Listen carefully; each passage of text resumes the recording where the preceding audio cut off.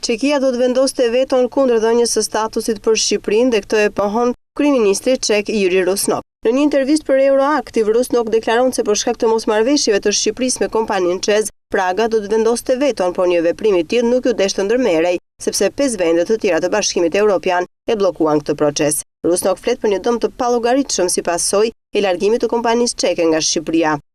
Ishte një shpronësimi pa precedent i kompanisë. Ne besojmë se ČEZ do të fitojë arbitrazhin. Unë i kam thënë kryeministrit shqiptar Edi Rama gjatë një takimi në nëntor që nëse nuk njeh borxhin, me keqardhje do të bllokojë integrimin. Nuk është një gjë e këndshme, por nëse nuk na japin parat, ne nuk tërhiqemi nga vendosja e vetos.